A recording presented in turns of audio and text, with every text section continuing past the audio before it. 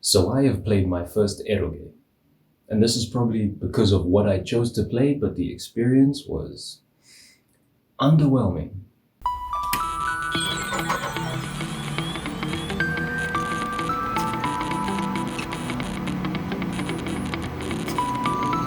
Hey everyone, my name is Rob and welcome back to a completely different type of video. As I said, I played an eroge. Now if you don't know what that means, it's probably because you're not a degenerate like the rest of us. What it is a genre of video game that is popular in Japan and is erotic to say the least. Actually, I don't know if it counts as eroge because the game is technically Chinese, so whatever. So the game in question is called Dreamcatcher, developed by some guy called TW Potato and published by Mature Games. And it was released this year on the 24th of July on Steam. I shall link the page down below for any of you who want to check it out. So on the page for the game, it's labeled as a casual adventure game. So I was disappointed to find out that it is actually just sexy Minesweeper.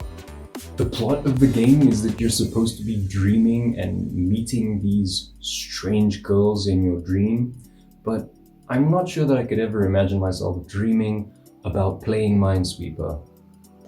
There are girls in the game, it wouldn't be an eroge without them, but there are 9 of them that you have to conquer by playing Minesweeper with them.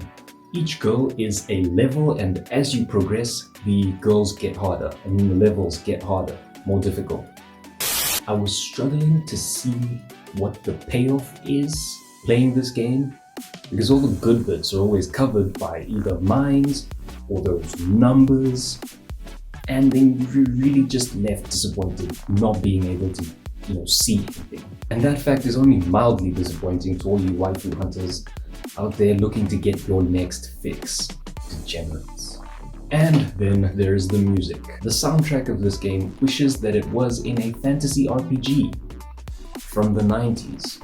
And I could stand it for a grand total of 45 seconds before I wanted to find a way to turn it off. The music just looped endlessly, and it felt like each track was only a few seconds long.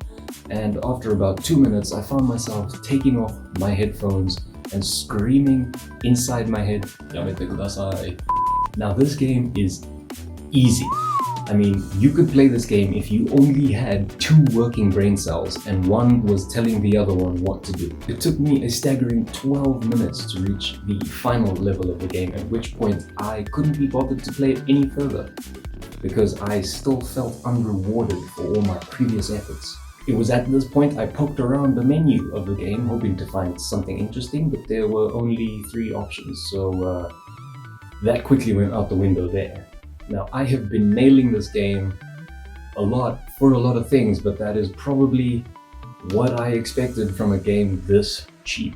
There is a free patch somewhere online that adds some extra animated scenes to the game. If there's really no other way for you to get raunchy images on your computer screen, with the internet being a thing and all. And yeah, that's my review of the game Dreamcatcher. I will link it down below if you want to check it out, if you feel so inclined to just have a different version of Minesweeper. Well, the only version of Minesweeper, considering it doesn't come pre-installed with most computers these days.